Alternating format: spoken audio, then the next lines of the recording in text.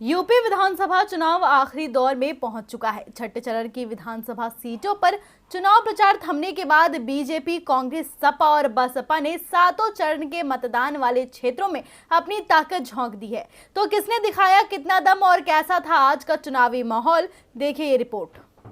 UP में छठवें चरण का चुनाव प्रचार समाप्त होने के बाद अब सियासी दल सातवें चरण की ओर बढ़ रहे हैं। सातवें चरण का चुनावी शोर 5 मार्च को खत्म हो जाएगा।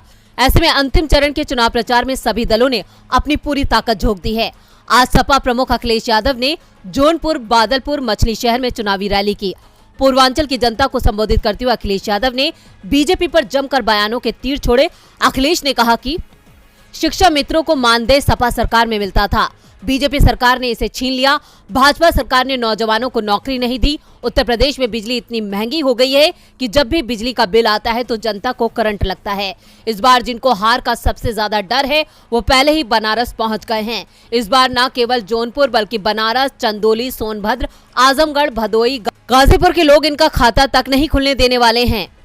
बीजेपी की हार का दावा करते हुए अखिलेश ने कहा कि बादलपुर की जनता इस बार बदलाव चाहती है, इसलिए बीजेपी को बदल देगी। वहीं सत्ता बदलने का दावा प्रियंका गांधी ने भी किया। मऊ की जनता को संबोधित करते हुए कांग्रेस महासचिव प्रियंका गांधी ने कहा कि प्रदेश की सबसे बड़ी समस्या रोजगार की है। महंगाई लगातार बढ़ती जा रही है, मजदूरों को दिहाड़ी कम मिलने लगी है, किसान को फसल का दाम नहीं मिलता है, ऊपर से बिजली का बिल भी बढ़ गया है। जनता को तमाम परेशानियों का सामना करना पड़ रहा है, लेकिन हल करने के लिए सरकार कोई बात नहीं करती। पाकिस्तान, चीन और बुलडोजर की बात करने वाले लोग समस्याओं पर बात नहीं करते। आखिरी चरण में बीएसपी सुप्रीमो मायावती ने भी पूरा दमखम लगा दिया। आज मिर्जापुर की जनता को संबोधित करते हुए मायावती ने कहा कि साम दाम दंड भेद से सावधान होकर बीएसपी को वोट करें। बीजेपी की सरकार में महंगाई आसमान छू रही है, लोग बीजेपी से त्रस्त हो चुके हैं। बीजेपी के लोगों ने जनता से झूठ बोलने का काम किया है। विपक्ष जहां ये आरोप लगा रही है कि विपक्ष बच्चों के जज्बातों से खेल रही है और नौजवान और महिलाओं को गड्ढे में धकेलने का काम कर रही है, तो वे बीजेपी के नेता अपने कामों का बखान करते हुए नजर आए। बुल और बुलडोजर का मुद्दा उठाने के साथ ही बागी नेताओं पर निशाना साधते हुए यूपी के मुख्यमंत्री योगी आदित्यनाथ ने कहा कि पिछली बार दगाबाज ने धोखा दिया, अब की बार मौका नहीं मिलेगा। सुरक्षा सबको दी जा रही है, वहीं माफियाओं को रोकने का काम किया गया है। बुलडोजर बोलता नहीं, बोलती बंद करता है। आपको बता दें कि यूपी विधानसभा चुनावों में इस बार बुलडोजर की चर्चा जमकर हो रही है। बीजेपी अपने बुलडोजर को चुनावी हथियार बना रही है, लेकिन सवाल यह है कि क्या इस बार बीजेपी बुलडोजर पर बैठकर चुनाव जीत पाएगी? खैर, ये तो आने वाला वक्त ही बताएगा। यूपी का चुनाव अब अपने आखिरी पड़ाव पर है। 5 चरणों के बाद 3 मार्च को छठे चरण के लिए 10 जिलों की 57 सीटों पर वोट डाले जाएंगे। तो इधर बंगाल के निकाय चुनावों में जबरदस्त जीत के बाद ममता बनर्जी ने मोदी के गढ़ में सेंधमारी का पूरा प्लान तैयार कर लिया है। 7वें चरण के लिए ममता बनर्जी इस बार बनारस में अखिलेश के लिए जन समर्थन जुटाएंगी। तो क्या है ममता का प्लान, देखते हैं ये रिपोर्ट। पश्चिम बंगाल की मुख्यमंत्री और तृणमूल कांग्रेस प्रमुख ममता बनर्जी एक बार फिर यूपी चुनाव में अपनी मौजूदगी दर्ज कराने जा रही हैं। छठे चरण की वोटिंग के दौरान गुरुवार को ममता बनर्जी पीएम मोदी के संसदीय क्षेत्र वाराणसी में समाजवादी पार्टी अध्यक्ष अखिलेश यादव के साथ रैली करने वाली हैं। काशी सहित 54 सीटों पर 7 मार्च को 7वें चरण में वोटिंग होगी। पश्चिम बंगाल की सीएम ममता बनर्जी आज शाम वाराणसी पहुंची। ममता 3 मार्च को सपा अध्यक्ष अखिलेश यादव के साथ एरही गांव में जनसभा को संबोधित करेंगी। इस रैली में सपा गठबंधन के साथ ही राष्ट्रीय लोकदल के प्रमुख जयंत चौधरी, सोहेल देव, भारतीय समाज पार्टी के ओम प्रकाश राजभर और अपना दल की कृष्णा पटेल भी मंच पर मौजूद रहेंगी। इस चुनाव में ऐसा पहली बार होगा जब सपा गठबंधन के सभी साथी एक ही रैली में एक साथ मंच पर मौजूद होंगे। माना जा रहा है कि इस चुनाव में ये विपक्ष की सबसे बड़ी रैली होगी और छठे चरण की वोटिंग के बीच शक्ति प्रदर्शन के रूप में इसे पेश किया जाएगा। इससे पहले 8 फरवरी को ममता बनर्जी ने सपा अध्यक्ष अखिलेश यादव के साथ लखनऊ में जनसभा की थी। तब ममता बनर्जी ने बीजेपी को हराने और सपा गठबंधन को जिताने की अपील की थी और कहा था कि इस बार यूपी में खेला होगा। पश्चिम बंगाल की सीएम ममता बनर्जी ने यूपी चुनाव में ऐसे वक्त पर शिरकत की है जब टीएमसी का कांग्रेस के साथ तनाव चल रहा है और 2024 लोकसभा चुनाव को ध्यान में रखकर ममता बीजेपी के खिलाफ विपक्षी दलों को एकजुट करने में जुटी हैं। देश के सबसे बड़े सूबे में 5 चरण के मतदान होने के बाद अब बारी है छठे चरण की, जिसके लिए कल यानी 3 मार्च को मतदान होगा। बीती शाम इस चरण के लिए चल रहा चुनाव प्रचार भी थम चुका है। पूर्वांचल को साधने के लिए सभी पार्टियों ने एड़ी चोटी का जोर लगा दिया है। अब सिर्फ इंतजार है तो मतदान का, जिसके बाद सभी उम्मीदवारों की किस्मत ईवीएम में कैद हो जाएगी। तो चलिए बताते हैं आपको इस चरण में किन जिलों की कितनी सीटों पर होगा मतदान और कितने हैं उम्मीदवार, साथ ही कितने मंत्रियों की दांव पर है किस्मत। उत्तर प्रदेश में छठवें चरण के लिए कल यानी 3 मार्च की सुबह 7 बजे से मतदान शुरू हो जाएगा। इस चरण में अंबेडकर नगर, बलरामपुर, सिद्धार्थ नगर, बस्ती, संत कबीर नगर, महाराजगंज, गोरखपुर, कुशीनगर, देवरिया और बलिया जिले की 57 विधानसभा सीटों पर वोटिंग होनी है। इस चरण में कुल 676 उम्मीदवार चुनावी मैदान में है, जिसकी किस्मत का फैसला 2 करोड़ 14 लाख मतदाताओं के हाथ में है। इस चरण में मुख्यमंत्री योगी आदित्यनाथ, शलभ मणि त्रिपाठी, सूर्य प्रताप शाही, रामअचल राजभर, लालजी वर्मा और स्वामी प्रसाद मौर्य सहित कई राजनीतिक दिग्गजों की किस्मत भी दांव पर है। वहीं अगर पूर्वांचल के समीकरण की बात करें तो पूर्वांचल में यादव, जाटव और मुसलमान मतदाताओं की तादाद अच्छी खासी है। इसके चलते सपा और बसपा अपनी पकड़ को मजबूत मानते हैं, जबकि बीजेपी अपना दल, सुभा सपा जैसी पार्टी पिछड़ा और दलित मतदाताओं को साधने में जुटी हुई है। इस चरण में खासकर गोरखपुर, कुशीनगर, बलिया जिले की सीटों पर नजर रहेगी, क्योंकि यहाँ पर दिग्गजों के बीच मुकाबला है। इस चरण में योगी सरकार के 5 मंत्रियों की भी अग्नि परीक्षा है। इस चरण में जिन उम्मीदवारों पर विशेष नजर है उसमें गोरखपुर से योगी आदित्यनाथ, फाजल नगर से स्वामी प्रसाद मौर्य, तमकुहीराज से कांग्रेस प्रदेश अध्यक्ष अजय कुमार लल्लू, देवरिया से शलभ मणि त्रिपाठी, फेफना से उपेंद्र तिवारी, बलिया से दयाशंकर सिंह की किस्मत दांव पर है। यानी सभी 57 सीटों में से खास तौर से इन सीटों पर छठवें चरण में नजर है और मुकाबला बेहद रोचक नजर आ रहा है। लेकिन योगी के मंत्री अपनी सीट बचा पाएंगे या नहीं, ये बड़ा सवाल है, जिसका जवाब 10 मार्च को। पश्चिम बंगाल के 108 नगर पालिकाओं पर हुए चुनाव के नतीजे सामने आ चुके हैं। तमाम तरह के आरोप प्रत्यारोप के बीच आज वोटों का पिटारा खुल गया और 8,160 प्रत्याशियों की किस्मत का फैसला हो गया। लेकिन बीजेपी के लिए ये नतीजे संतोषजनक नहीं रहे, जिससे एक बार फिर ये साबित हो गया कि पश्चिम बंगाल में दीदी को हराना बेहद मुश्किल है। पश्चिम बंगाल की सियासत में कदम जमाने के लिए बीजेपी ने पूरा जोर लगा दिया, लेकिन उसे हर बार मुंह की खानी पड़ी। चाहे विधानसभा चुनाव हो या फिर उपचुनाव, हर बार दीदी के सामने बीजेपी का दम निकला है। अब एक बार फिर बीजेपी ने 108 नगर पालिकाओं पर हुए चुनावों में उम्मीद लगाई थी, मगर इस बार भी कमल नहीं खिल सका। सामने आए नतीजों के मुताबिक 108 में से करीब 102 सीटें टीएमसी जीत चुकी है, जबकि बीजेपी के खाते में एक भी सीट नहीं आई। यहाँ तक कि बीजेपी का गढ़ कहे जाने वाले उत्तर बंगाल में भी दीदी की दहाड़ ने बीजेपी को परास्त कर दिया। शिवेंद्र अधिकारी के गढ़ कांथी नगर निगम में भी टीएमसी का दबदबा रहा। निकाय चुनावों में बीजेपी को मुख्य विपक्षी दल की हैसियत भी नहीं मिल पाई। टीएमसी के बाद दूसरे नंबर पर सीपीएम रही है। वोट शेयर के मामले में भी सीपीएम ने बीजेपी को पीछे छोड़ दिया है। सीपीएम को 12% और बीजेपी को 9% वोट मिले हैं। अपनी इतनी जबरदस्त हार से बीजेपी बौखला उठी है। उसने सभी 108 नगर पालिकाओं में फिर से मतदान की मांग की है। इससे पहले भी वो राज्य चुनाव आयोग से संपर्क कर दिनहाटा समेत सभी 108 नगर पालिकाओं में चुनाव रद्द कराने और पुनः मतदान की मांग कर चुकी है। पार्टी का आरोप था कि राज्य में निष्पक्ष रूप से चुनाव नहीं हुए हैं। यहाँ तक कि बीजेपी के सुर में सुर मिलाते हुए राज्यपाल जगदीप धनखड़ ने भी टीएमसी को घेरा था। लेकिन इस बार घेराबंदी के बावजूद आज मतगणना कराई गई और नतीजों ने टीएमसी को गदगद कर दिया, जबकि एक बार फिर बीजेपी को निराशा हाथ लगी है। नतीजों पर खुशी जताते हुए ममता बनर्जी ने कहा, एक और शानदार बहुमत के लिए मां माटी मानुष का हार्दिक आभार। नगर पालिका चुनाव में जीतने वाली टीएमसी के सभी उम्मीदवारों को बधाई। राजस्थान में अगले साल के आखिर में विधानसभा चुनाव हैं, लेकिन उससे पहले ही राज्य की प्रमुख पार्टी कांग्रेस और बीजेपी के अंदर घमासान छिड़ गया है। बीजेपी में नेतृत्व को लेकर वसुंधरा राजे सिंधिया अपनी पार्टी को आंखें दिखा रही हैं, तो कांग्रेस के अंदर भी गहलोत और पायलट के बीच खेमेबंदी जारी है। दोनों के रिश्ते सामान्य बनाने की कोशिश भी हो रही है। अशोक गहलोत ने पहले पायलट समर्थक विधायकों को मंत्रिमंडल में शामिल किया और फिर राजनीतिक नियुक्तियों में भी पायलट समर्थकों को प्राथमिकता दी, लेकिन ये नियुक्तियां नए राजनीतिक टकराव की वजह बन गई हैं। किसी भी राज्य से सत्ता पक्ष और विपक्ष के बीच घमासान की खबरें आना आम बात है।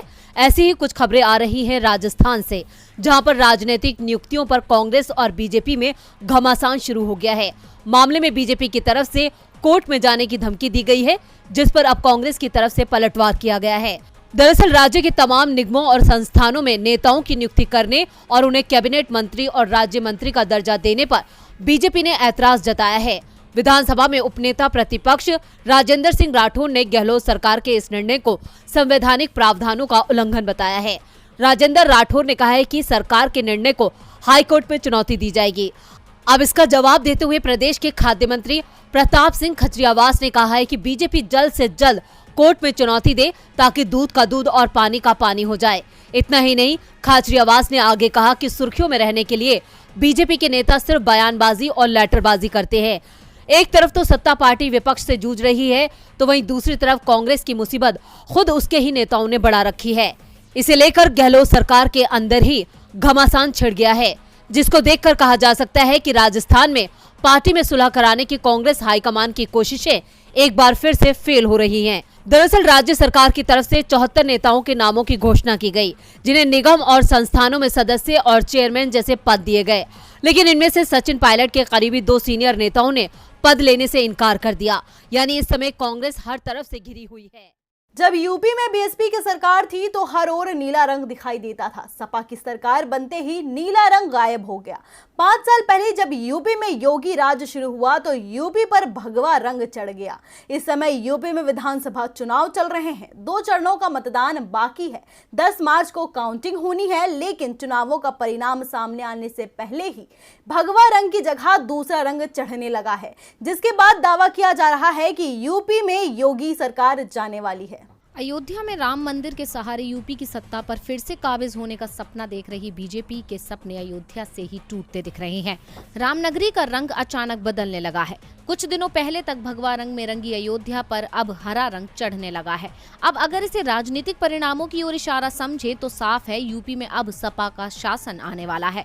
रंग परिवर्तन का ये खेल सरकारी विभागों में शुरू हो चुका है। अयोध्या के डीएम आवास पर लगे भगवा रंग के साइन बोर्ड को हटाकर अब हरे रंग का बोर्ड लगा दिया गया है। साइन बोर्ड बदलने का कारण अभी तक यहाँ के लोगों को समझ में नहीं आया है, क्योंकि भगवा साइन बोर्ड में कोई कमी नहीं दिख रही थी, लेकिन अचानक उसकी जगह हरे रंग का बोर्ड लगा दिए जाने से कई राजनीतिक अर्थ निकाले जाने लगे हैं। हरे रंग को समाजवादी पार्टी से जोड़कर देखा जा रहा है और सोशल मीडिया पर सपा समर्थक भी इसे लेकर कई तस्वीरें पोस्ट कर रहे हैं। सोशल मीडिया पर सपा समर्थक दावा कर रहे हैं कि यूपी में सरकार बदलने जा रही है, इसलिए अफसर भी डर के मारे अपने आप को सपा का करीबी दिखाने की कोशिश कर रहे हैं। अधिकारियों को पता चल चुका है कि यूपी में समाजवादी पार्टी की सरकार बनने जा रही है। सपा प्रवक्ता आईपी सिंह ने ट्वीट किया, योगी के इशारे पर नाचने वाले अफसरों के होश उड़े। आनन फानन में कहीं सड़कों पर गड्ढे भरने लगे तो कहीं साफ सफाई शुरू करा दी। डीएम अयोध्या समेत तमाम अफसरों के कान खड़े हो गए। आजमगढ़ में 5 वर्ष बाद 24 घंटे निर्बाध बिजली शुरू हो गई। सपा समर्थक भगवा की जगह हरा रंग चढ़ने से खुश दिख रहे हैं, तो वहीं अयोध्या के डीएम नीतीश कुमार इस पूरे मामले से पल्ला झाड़ रहे हैं। मोदी सरकार देश की तरक्की के लिए हर साल विकास का लक्ष्य तय करती है, लेकिन उसे पूरा नहीं कर पाती। केंद्र सरकार दावा तो करती है, मगर आंकड़े बताते हैं कि देश बढ़ने के बजाय पिछड़ता जा रहा है। यहां तक कि सतत विकास के लक्ष्यों को हासिल करने में भारत अपने पड़ोसी देशों से भी पीछे रह गया। जो देश अब तक भारत के विकास से पीछे थे, वो अब आगे निकलते जा रहे हैं। तो क्या कहते हैं आंकड़े, देखिए इस रिपोर्ट में। मोदी सरकार देश में विकास का डंका बजाए नहीं थकती है। हर मंच से पीएम मोदी विकास का राग अलापते हैं, लेकिन क्या वाकई देश में विकास हो रहा है? क्या भारत तरक्की की ओर जा रहा है? ये सवाल इसलिए क्योंकि सतत विकास के लक्ष्यों को हासिल करने का जो एजेंडा सामने आया है, उसमें भारत अपने पड़ोसी मुल्कों से पिछड़ गया है। भारत इस सूची में पिछले साल के मुकाबले 3 पायदान फिसलकर 120वें स्थान पर पहुंच गया है। ताजा रैंकिंग के मुताबिक भारत पड़ोसी पाकिस्तान को छोड़कर अपने सभी पड़ोसी देशों से पीछे है। रिपोर्ट के मुताबिक इस सूची में भूटान 75वें, श्रीलंका 87वें, नेपाल 96वें और बांग्लादेश 109वें पायदान पर है। भारत का कुल सतत विकास लक्ष्य का अंक 100 में से 66 है। रिपोर्ट के मुताबिक गुणवत्तापूर्ण शिक्षा और बेहतर जिंदगी के मुद्दे पर भी भारत का खराब प्रदर्शन रहा। रिपोर्ट में कहा गया है कि पिछले साल भारत भूख को समाप्त करने, खाद्य सुरक्षा हासिल करने, लैंगिक समानता, लचीला बुनियादी ढांचा, समावेशी और टिकाऊ औद्योगिकरण का लक्ष्य हासिल करने में नाकाम रहा। सतत विकास का एजेंडा 2030 को संयुक्त राष्ट्र के सदस्य देशों ने धरती पर शांति और समृद्धि कायम करने के लिए 2015 में अपनाया था। वैश्विक भागीदारी के जरिए इस स्थिति को प्राप्त करने के लिए सतत विकास के 17 लक्ष्य तय किए गए हैं, जिसे भारत पूरा नहीं कर पा रहा है। राज्यों की तैयारियों की बात करें तो 2030 तक सतत विकास का लक्ष्य प्राप्त करने के मामले में झारखंड और बिहार सबसे कम तैयार हैं।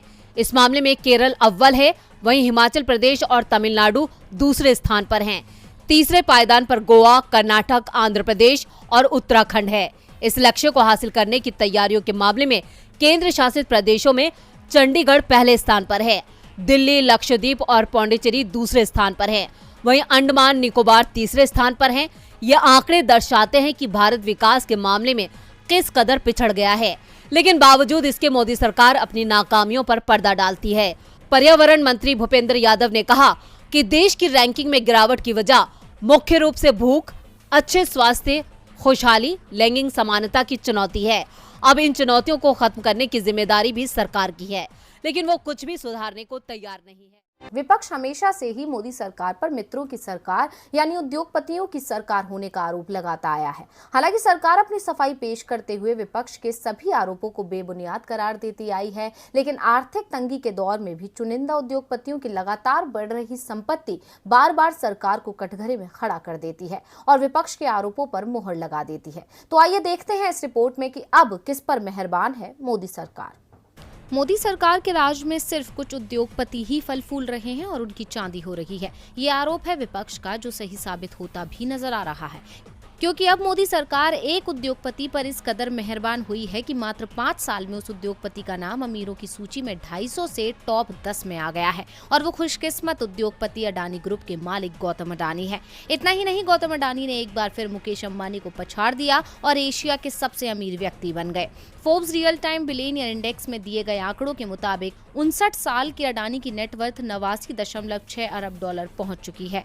आज अडानी की संपत्ति में 1.9 अरब डॉलर का इजाफा हुआ है, वहीं अंबानी की संपत्ति में 42 मिलियन डॉलर की कमी हुई है। ब्लूमबर्ग के मुताबिक अडानी की संपत्ति में इस साल तक 7.66 बिलियन डॉलर का इजाफा हुआ है। इसी के साथ अडानी इस साल दुनिया में सबसे तेज कमाई करने वाले अरबपतियों में तीसरे नंबर पर है। फोर्ब्स के मुताबिक साल 2017 में गौतम अडानी की कुल संपत्ति 5.8 अरब डॉलर थी और वो दुनिया के अमीरों की लिस्ट में 250वें नंबर पर थे। आपको बता दें कि उत्तर प्रदेश में गंगा एक्सप्रेसवे बनाने का काम भी अडानी समूह को दिया गया है। इसके अलावा मुंबई इंटरनेशनल एयरपोर्ट की कमान भी अडानी ग्रुप के पास है। इसके अलावा और भी बहुत से प्रोजेक्ट्स अडानी समूह की झोली में जा गिरे हैं, जिससे उनकी संपत्ति में दिन पर दिन इजाफा होता नजर आ रहा है। यूपी का चुनाव अब 7वें चरण की ओर जा रहा है। 7वें चरण में प्रचंड जीत हासिल करने के लिए समाजवादी पार्टी अपना पूरा जोर लगा रही है। अपनी जीत का दावा करने के साथ साथ अखिलेश यादव बीजेपी का धुआं भी उड़ा रहे हैं। जौनपुर की जनता को संबोधित करते हुए क्या कुछ कहा अखिलेश ने, देखते हैं ये रिपोर्ट। यूपी के 6वें चरण का प्रचार समाप्त हो गया है। अब 7वें चरण के लिए सियासी दल के दिग्गज अपना पूरा दम लगा रहे हैं। मिशन पूर्वांचल पर निकले सपा प्रमुख अखिलेश यादव धुआंधार रैली कर रहे हैं। आज अखिलेश यादव ने जौनपुर में बीजेपी पर जमकर हमला बोला। जौनपुर की जनता को संबोधित करते हुए अखिलेश ने कहा कि बीजेपी कहने को तो दुनिया की सबसे बड़ी पार्टी होने का दावा करती है, लेकिन काम और वादों को देखें तो दुनिया की सबसे झूठी पार्टी बीजेपी ही नजर आएगी। बीजेपी ने देश के हर एक नागरिक से झूठ बोला है, चाहे वो किसान हो, नौजवान हो या बुजुर्ग हो, हर वर्ग के लोगों से झूठ बोलने का काम किया है। इस सरकार ने इतनी महंगाई बढ़ाई कि जनता की कमर ही तोड़ दी। जब पिछली बार वोट चाहिए था तो इन्होंने फ्री सिलेंडर बांटे थे। आज जब वोट मांगने आए हैं तो बताओ सिलेंडर का रेट क्या है। बीजेपी की सरकार अगर सत्ता में आ गई तो 200 रुपए पेट्रोल हो जाएगा। बीजेपी पर निशाना साधने के साथ साथ अखिलेश ने अपनी जीत का भी दावा किया है। अखिलेश ने कहा कि मैं यहां कहकर जा रहा हूं कि सपा की सरकार आएगी तो ऐसा मेडिकल कॉलेज बनाया जाएगा जिससे यहां के गरीबों को निःशुल्क इलाज यहीं पर मिल सके। मैं पहली बार में देख रहा हूं कि जनता चुनाव लड़ रही है। सपा के पक्ष में धुआंधार वोटिंग होने जा रही है। इस बार सपा की हवा चल रही है। धुआं वाले धुआं धुआं हो जाएंगे। बीजेपी के नेताओं का उल जलूल बयान देना कोई नई बात नहीं है। वो अक्सर ही विवादित बयान देते हैं, जिसके चलते वो विपक्ष के निशाने पर आ जाते हैं। अब इस बीच अपने बयानों के चलते सुर्खियों में रहने वाले कैबिनेट मंत्री प्रहलाद जोशी एक बार फिर विपक्ष के निशाने पर हैं। अब क्या बोल गए केंद्रीय मंत्री जिसने बढ़ाई है मोदी सरकार की मुसीबत, देखते हैं ये रिपोर्ट।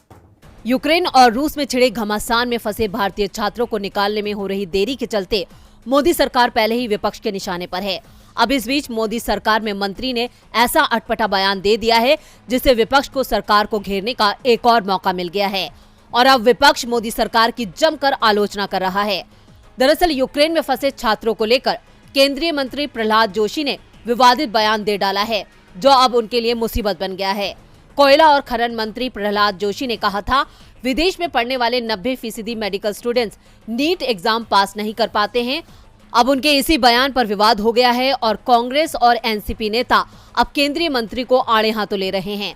कांग्रेस प्रवक्ता रणदीप सुरजेवाला ने कहा कि प्रहलाद जोशी ने यूक्रेन में फंसे भारतीय छात्रों का अपमान किया है। कांग्रेस नेता रागिनी नायक ने भी प्रहलाद जोशी पर निशाना साधा है। उन्होंने कहा कि प्रहलाद जोशी के खिलाफ एक्शन होना चाहिए। फेल होने वाले 90% बाहर पढ़ने जाते से उनका क्या मतलब है? रागिनी बोली, अगर आप किसी का दुख साझा नहीं कर सकते तो इस तरह के बयान तो ना दें। आप नवीन की जान जाने का मखौल उड़ा रहे हैं। पीएम मोदी और प्रहलाद जोशी को माफी मांगनी चाहिए। वहीं एनसीपी सांसद सुप्रिया सुले ने लिखा कि यूक्रेन में फंसे छात्रों और उनके पेरेंट्स दोनों के लिए हालात अच्छे नहीं हैं। इस बीच हमारा फोकस भारतीय यात्रियों को सुरक्षित निकालने पर होना चाहिए। मुझे ये सोचकर चिंता होती है कि ऐसे माहौल में भी हमारे कुछ मंत्री कठोर, असंवेदनशील और गैर जिम्मेदाराना बयान दे रहे हैं। अब विपक्ष जमकर मोदी सरकार की धज्जियां उड़ा रहा है। ऐसे में देखना होगा कि मोदी सरकार अपनी सफाई में क्या कहती है। यूपी का रण अब पूर्वांचल में लड़ा जा रहा है। कुशीनगर जिले की तमकुही राज सीट से चुनावी मैदान में उतरे कांग्रेस के प्रदेश अध्यक्ष अजय कुमार लल्लू इस बार हैट्रिक लगाने का मन बना चुके हैं। लल्लू का एक बयान खूब सुर्खियां बटोर रहा है। लल्लू की माने तो प्रदेश बीजेपी का वजूद खत्म होने वाला है। क्या है तमकुही राज के सियासी समीकरण और कितने मजबूत हैं अजय कुमार लल्लू, इसके लिए देखते हैं ये रिपोर्ट। यूपी में लल्लू की पहचान पिछले 5 सालों में जमीन पर संघर्ष करने वाली नेता की रही है। कांग्रेस जो हर सीट पर इस बार जिस संगठन के सहारे चुनाव लड़ रही है, उसे तैयार करने में अजय कुमार लल्लू की भूमिका बड़ी है। लल्लू तमकुही राज सीट से ही 2 बार से विधायक हैं और इस बार तीसरी बार मैदान में उतरे हैं। चुनाव प्रचार के दौरान एक नुक्कड़ सभा को संबोधित करते हुए अजय कुमार लल्लू ने कहा, बड़े घर का बेटा होगा तो बबुआ कहा जाएगा, छोटे घर का बेटा होगा तो लल्लुआ कहा जाएगा। ये अपमान किया है उन लोगों ने जिसका बदला लेना है और बता देना है कि लल्लू हमारा भाई है, लल्लू हमारा बेटा है। अजय कुमार लल्लू का ये बयान अब सोशल मीडिया पर खूब वायरल हो रहा है। यूपी में 6ठे और 7वें चरण में पूर्वांचल की सीटों पर मतदान होना है। पूर्वांचल में कांग्रेस के पास सिर्फ एक सीट है, जो कि कुशीनगर जिले में तमकुही राज की है।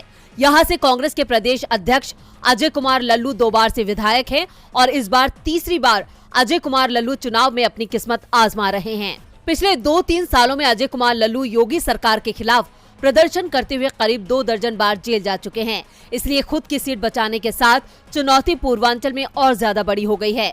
अजय कुमार लल्लू के खिलाफ बीजेपी की सहयोगी निषाद पार्टी से डॉक्टर असीम कुमार, समाजवादी पार्टी से उदय नारायण गुप्ता और बहुजन समाज पार्टी से संजय गुप्ता मैदान में हैं। यह मुकाबला त्रिकोणीय है। 3,78,000 मतदाताओं वाली तमकुही राज विधानसभा सीट में सबसे अधिक मुस्लिम मतदाता है। मुस्लिमों की संख्या करीब 55,000 है, यादव 48,000 हैं, ब्राह्मण 41,000, भूमिहार 36,000, कुर्मी 29,000 और निषादों की संख्या करीब 27,000 है। 2012 में विधायक और कांग्रेस के प्रदेश अध्यक्ष अजय कुमार लल्लू यहां से 6,000 वोटों से जीते थे। 2017 में अजय कुमार लल्लू कांग्रेस एसपी गठबंधन के संयुक्त उम्मीदवार थे। तब बीजेपी के बागी उम्मीदवार नंद किशोर मिश्र को 24,000 वोट मिले थे। वहीं निषाद पार्टी से एसपी के पूर्व विधायक पीके को भी करीब 30,000 वोट मिले थे। योगी सरकार के खिलाफ विरोध करने पर जेल से अंदर बाहर होते लल्लू की पीठ थपथपाती प्रियंका गांधी अक्सर सुर्खियों में खूब रही हैं। इसलिए प्रियंका यूपी में अपने सिपह सलार को जिताने के लिए सोमवार को तमकुही राज की सड़कों पर लल्लू की बाइक पर बैठकर घूमती नजर आई। इससे पूरे इलाके में लल्लू की अहमियत और कद काफी बढ़ गया है। प्रियंका ने लल्लू के घर जाकर उनके माता पिता से भी मुलाकात की थी। तमकुही राज में 6ठे चरण में 3 मार्च को मतदान है और अजय कुमार लल्लू इस सीट के मजबूत दावेदार माने जा रहे हैं। पश्चिम बंगाल की 108 नगर पालिकाओं पर हुए चुनाव के आज नतीजे आने शुरू हो गए हैं। तमाम तरह के आरोप प्रत्यारोप के बीच आज वोटों का पिटारा खोल दिया गया है और 8,160 प्रत्याशियों की किस्मत तय होने जा रही है।